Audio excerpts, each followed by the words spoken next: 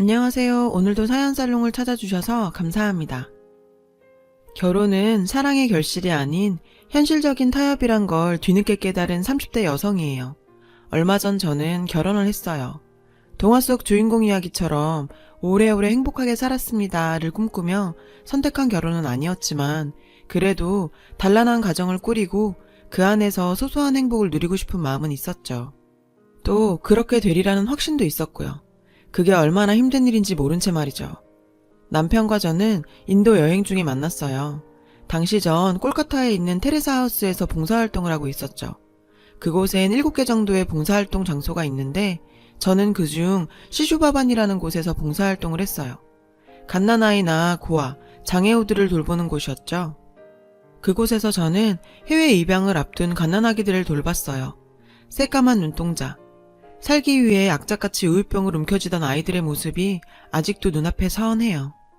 당시 1달짜리 비자를 받아갔던 저는 테레사 하우스에서 2주간 봉사활동을 하고 나머지 2주 동안은 인도 여행을 하기로 했어요.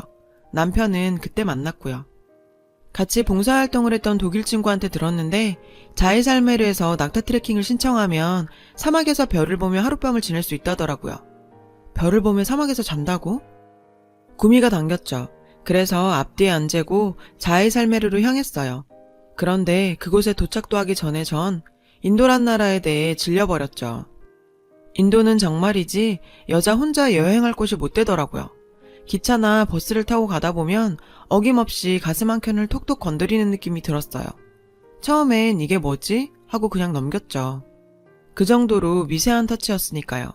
근데 알고 보니 현지인들의 성추행 수법이더라고요. 팔짱을 딱 끼고선 안 보이게 팔밑으로 손가락을 펼쳐서 닿을 듯 말 듯 여자의 가슴을 만지는 거죠.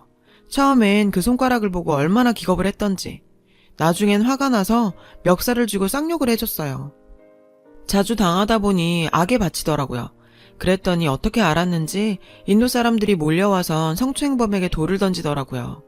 그날도 버스 안에서 옆자리 남자가 제 가슴을 건드리길래 욕을 한 바가지 퍼붓고 있는데 뒷좌석에서 한국말 소리가 들리는 거예요. 아, 양아치 새끼네.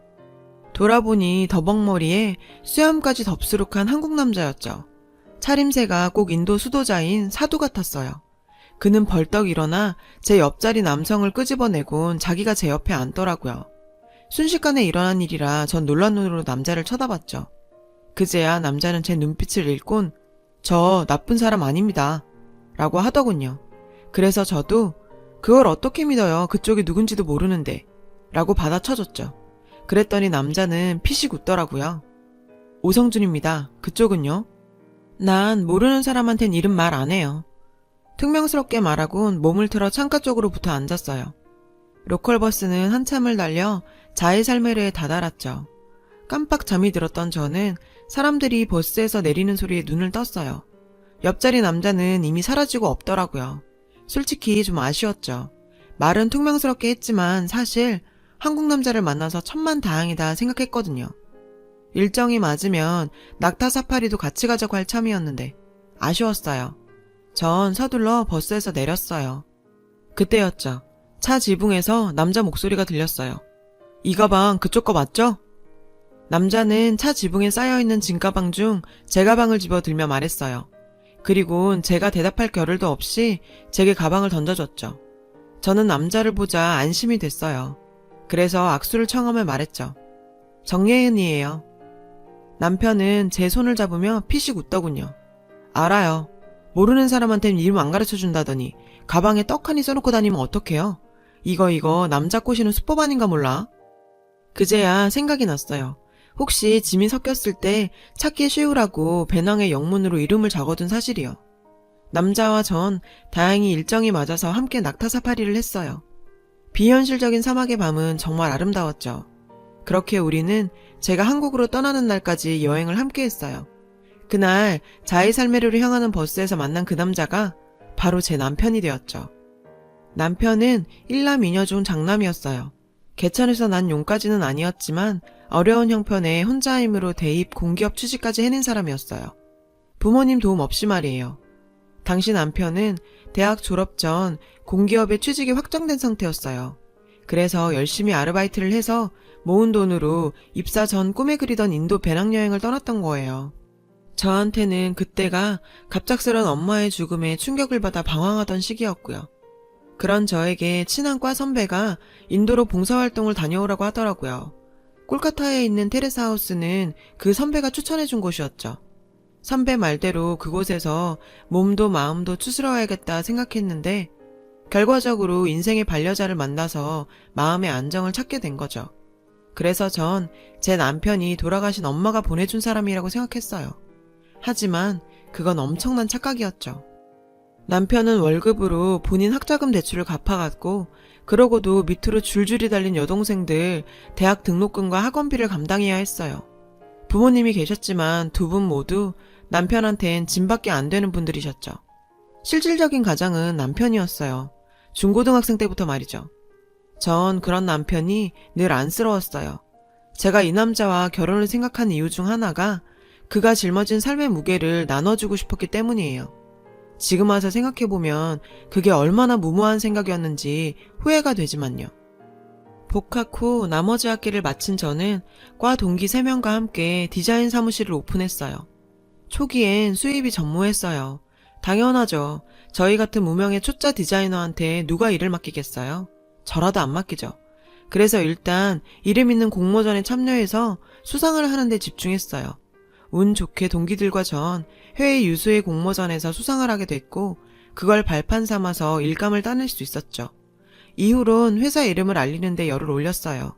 물론 그러는 사이에도 해외 공모전은 꾸준히 참여했어요. 그렇게 공모전 트로피가 하나 둘 쌓여갈수록 우리 회사는 점점 커졌죠. 아직 안심할 정도는 아니지만 그래도 직원들 월급은 무난히 뽑을 정도는 됐어요. 일이 안정되고 보니 어느덧 제 나이가 30이 넘었더라고요. 정신없이 달리느라 나이 먹는 것도 모르고 살았던 거예요. 그제야 슬슬 결혼 생각을 하게 됐어요. 그건 남편도 마찬가지였어요. 동생들 뒷바라지하느라 남편도 결혼을 생각할 겨를이 없었거든요. 사실 우리처럼 오래된 연인들은 결혼 전에 이미 가족이 돼버렸기 때문에 굳이 식을 올리는 거에 연연하지 않게 돼요. 그 얘기는 풋풋했던 연인 사이에서 서로에 대한 의무감과 함께 만나는 전우와 같은 사이로 변했다는 걸 의미하기도 하고요. 이제 와서 다른 사람을 만나자니 또 다시 시간과 돈, 감정 소모를 하긴 싫고 어지간하면 그냥 살자 싶은 마음이요. 당시 제 마음이 딱 그랬어요. 모르긴 해도 남편 역시 그랬던 것 같고요. 10년 가까이 연애를 한 우리는 그렇게 결혼을 했어요. 사실 오래전부터 우린 신혼여행을 우리가 처음 만난 인도로 떠나기로 약속했었어요. 그런데 남편이 극구 반대를 하더라고요. 자기나 나나 일정을 길게 뺄 처지가 안 되니까 근처로 갔다 오자더군요. 그래서 가까운 다낭으로 가기로 했어요. 그런데 자기야, 민정이가 자기도 따라가고 싶다고 해서 말이야. 물론 우리 일정에 끼는 건 아니고 지 친구랑 같이 다닐 거니까 신경 안 써도 된대. 뭐? 아니 그래도 그렇지 어떻게 신우이랑 신혼여행을 같이 가냐? 나중에 가라 그래. 솔직히 싫었어요. 누가 좋겠어요. 신우이가 신혼여행을 따라온다는데. 알잖아 민정이 우리 형편 때문에 졸업여행도 못 갔던 거. 지 친구 중에 해외여행 못 가본 건 자기 하나뿐이래. 자기야 어떻게 안 될까? 딱하긴 했죠. 남들 다 가는 고등학교 수학여행을 돈이 없어서 혼자 못 갔다는데 생각 끝에 전 그러라고 했어요. 우리 일정에 끼는 것도 아니고 갈 때 올 때 비행기만 같이 타는 거니까 말이에요. 대신 숙소 따로 잡아야 돼. 알았지? 그렇게 우리 부부는 신우이와 신우이 친구 이렇게 넷이 비행기에 올랐어요. 다낭 공항에 내려 두 사람을 택시에 태워 보내고 저랑 남편은 리조트에서 보내준 밴을 타고 숙소로 향했죠. 프라이빗 리조트라 시내에서 거리가 먼 게 흠이었지만 그래도 풍경은 정말 끝내줬어요. 게다가 개인 풀이 있어서 편하게 수영도 할 수 있었고요. 우린 짐을 풀고 리조트 내 레스토랑에서 점심을 먹었어요. 그런데 밥 먹는 내내 남편이 자꾸 톡을 하더라고요. 신경 쓰이게 말이죠. 누구야? 신혼여행 중인데 매너 없이. 남편은 당황하며 동생이 환전한 달러를 실수로 자기 가방에 넣어왔다는 거예요. 그것 때문에 신우이가 베트남 돈으로 환전도 못하고 있다고. 전 갖다 주라고 했어요. 그랬더니 남편은 말이 떨어지기가 무섭게 일어나 가버렸죠. 참 기분이 좀 그렇더라고요. 그런데 점심때 나간 사람이 해질녘이 다 되어가는데도 감감무소식인 거예요. 아무리 톡을 해도 확인도 안 하고. 그래서 신우이가 있는 호텔로 가려고 옷을 입었어요. 그리고 남편 폰에 톡을 남겼죠. 하도 안 와서 내가 그쪽으로 간다. 땡땡땡 호텔 맞지? 근데 톡을 보내자마자 바로 톡이 오는 거예요. 아니야, 오지마. 나 지금 리조트로 가는 길이야. 오늘 내내 톡을 보내도 확인도 안 하고 답장도 없더니 내가 간다니까 바로 답톡이 오는 게 마음에 좀 걸렸어요. 그때 의심을 했어야 했는데 답톡을 받고 30분이 지나서야 남편은 리조트로 돌아왔어요. 뭐야, 돈만 전해주고 온다던 사람이 이제 오면 어떡해. 오늘 하루 다 날렸잖아. 다른 날도 아니고 신혼여행인데 자기 가서 뭐 하다 왔어? 그러자 남편은 버럭 소리를 질렀어요. 하긴 뭘 하다 와. 민정이가 해외여행은 처음이니까 환전하는 거 가르쳐주고 마트 들러서 먹을 것 좀 사다 주다 보니 늦은 거 가지고. 이해가 안 가는 건 아니었지만 그래도 그런 일이 있었으면 톡이라도 해줘야 하는 거 아니에요? 기다리는 사람 생각도 않고. 근데 환전하고 마트에 들렀다 왔다는 사람한테서 좋은 냄새가 났어요. 자기 샤워했어? 자기한테서 좋은 냄새가 나네. 그 순간 남편은 분명 움찔했어요. 샤워는 무슨, 하도 뛰어다니느라 땀이 좀 나서 마트에서 시향 중인 향수 좀 뿌렸어. 자기야, 언제까지 그 일로 싸울 거야. 우리 신혼여행 온 거잖아. 즐겁게 보내다 가야지. 안 그래? 오다 보니까 아시아파크가 꽤 그럴듯하던데. 가서 놀다 오자. 응? 전 못 이긴 척하고 남편을 따라 나섰어요. 그렇게 신혼여행 첫날 밤이 지나갔죠. 아침에 눈을 떠보니까 남편이 발코니에 나가 톡을 하고 있더라고요. 또 신우인가 보다 했죠. 신혼여행까지 와서 동생을 챙기는 남편을 보니 좀 짠하더라고요. 몸은 하나인데 아내와 부모, 동생들까지 보살펴야 하는 사람들 천진이 말이에요. 그래서 어지간하면 저도 좀 거들까 하고 남편이 샤워하러 들어간 사이 남편 휴대폰을 열어봤어요. 패턴으로 잠겨있더라고요. 평소 남편의 손가락 움직임을 따라 그려봤더니 열리더라고요. 그래서 톡을 열었는데 자기야, 나 심심해. 언제 올 거야? 마눌은 아직도 자? 설마 어제 나랑 하고 가서 마눌이랑 또 밤일한 거 아니지? 그런 거면 나 가만 안 있어? 맙소사. 그동안 남편이 받았던 톡은 신우이가 아닌 신우이의 친구, 아니 남편의 상간녀였어요. 이 미친 인간이 신혼여행에 지 상간녀를 끌고 온 거예요. 게다가 신우이란 년은 그걸 알고도 상간녀를 돕고 있었고요. 피가 거꾸로 솟는 것 같았어요. 당장이라도 저 남편 놈을 갈기갈기 찢어버리고 싶었죠. 남편 놈은 내가 이 사실을 알게 된 줄도 모르고 욕실에서 콧노래까지 흥얼대더군요. 전 심호흡을 했어요. 무작정 덤볐다가는 오히려 제가 당할 수도 있으니까요. 냉정을 찾아야 했죠. 그래서 일단 톡에 남겨진 남편과 상간녀의 대화를 사진으로 찍어뒀어요. 그리고는 다시 침대로 들어가 자는 척을 했죠. 욕실에서 나온 남편은 제 쪽을 쓱 살피더니 휴대폰 확인을 하더라고요. 그리고는 키득거리며 또 다시 상간녀와 톡질을 시작했어요. 전 이불 속에서 울음을 참으며 남편의 경악스러운 행동을 지켜봐야 했죠. 오후가 되니 어김없이 남편은 나갈 궁리를 하더군요.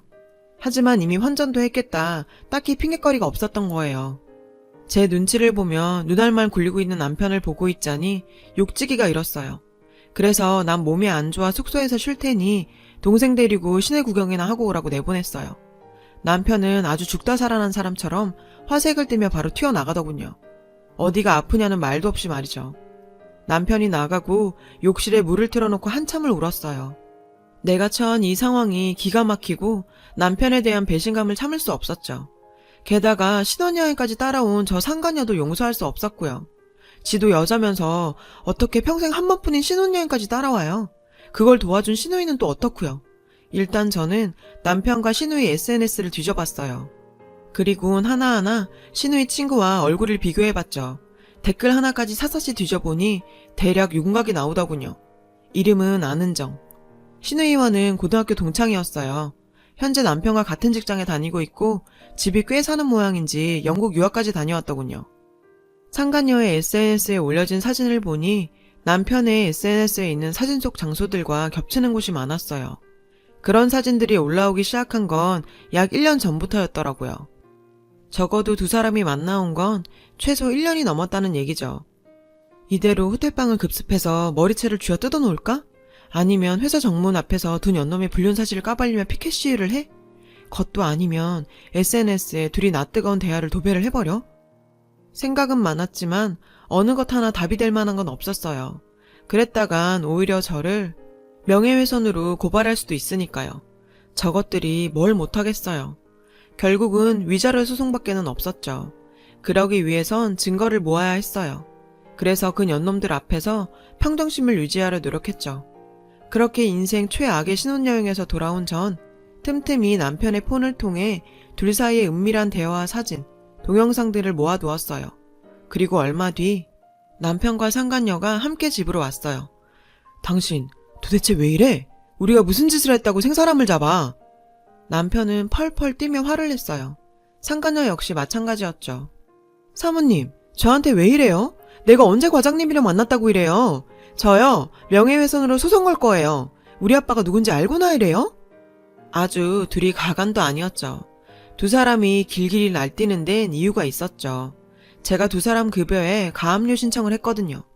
가압류 신청을 하면 법원에서 회사의 가압류 사유를 밝혀주는데 거기에 간통이라고 명시돼 있으니 회사에 소문 퍼지는 건 시간 문제였죠. 이건 어디까지나 합법적인 방법이니 둘이서 죽이니 살리니 난리 굿을 피워도 법적으론 아무 하자가 없고요. 위자료 소송 해봐야 고작 1, 2천 받는데 그거 받는다고 이것들한테 받은 상처가 아물기나 하겠어요. 그래서 저도 이것들 얼굴에 똥칠 좀 해준 거죠. 글쎄, 네 아빠가 누군진 모르겠지만 네가 몸뚱이를 그렇게 함부로 굴리고 사는 걸 보니 네 부모도 알만하다. 뭐? 몸뚱이를 굴려? 야, 너 지금 부하 직원 앞에서 뭐 하는 짓이야? 당장 사과해. 사과하라고. 막말로 네 말대로 우리가 만났다고 치자. 증거 있어? 증거 있냐고. 전 리모컨을 들어 TV 화면에 동영상을 띄웠어요. 남편과 상간녀가 침대에 뒤엉켜 정사를 벌이는 동영상이었죠. 커다란 TV 화면 속에 두 사람의 알몸이 적나라하게 드러났어요. 스피커에선 상간녀의 간드러지는 시름소리가 연신 흘러나왔고요. 전 상간녀가 톡에 남긴 문자를 읽어줬어요. 오빠, 이거 집에 가서 마늘 보여줘. 미쳐 날뛸걸? 두 사람은 얼굴이 하얗게 질렸어요. 증거 달래서 줬는데 만족해? 혼자 보기 아까워서 니네 회사 홈피에 올려줄까 하다가 내가 쇠고랑 차기 싫어서 말았어. 대신 집에 있을 때마다 틀어놓고 보려고. 돈 주고도 못 보는 남편 새끼 정사신인데 얼마나 흥미로워. 근데 얘, 넌 자존심도 없니? 내가 실컷 쓰던 거 그거 주워서 먹는 게 그렇게 좋았어? 게다가 쟤 잘 못하잖아. 솔직히 너도 그렇게 생각하지? 동영상 보니까 너 완전 연기 쩔더라. 지금껏 남자들이랑 그렇게 연기하면서 잤어? 어린 게 안 됐네. 그때였어요. 초윤정이 울렸어요. 인터폰 액정에 시부모님과 시누이들이 떴죠. 남편은 사색이 됐어요. 예은아, 내가 잘못했어. 내가 잘못했으니까 제발 그만해. 응? 이거 좀 꺼. 제발 꺼달라고. 나도 그러고 싶은데 이게 고장인가 봐. 안 꺼지더라고. 그러면서 전 일부러 볼륨을 더 키웠어요. 그리고 현관문을 열었죠. 안으로 들어오던 시집 식구들은 상간녀의 요란한 신음소리에 얼굴이 새빨개졌어요. 그 순간 남편은 미친 듯이 달려가 TV 코드를 뽑았어요. 하지만 이미 늦었죠. 시집 식구들이 커다란 TV 화면 속에서 알몸으로 움직이는 남편과 상간녀를 다 본 뒤였으니까요. 시아버님은 달려들어 남편을 때리기 시작했어요. 너 이 자식, 네가 인간이냐? 우리가 널 이렇게 가르쳤어? 시어머니는 주저앉아 울음을 터뜨렸죠. 큰 시누이는 달려들어 상간녀의 머리채를 잡았고 작은 시누이는 절 피해 도망가려다가 제가 던진 리모컨에 정통으로 이마를 맞았어요. 어딜 도망가? 어떻게 신혼여행에 네 오빠 상간녀를 데리고 올 생각을 하니?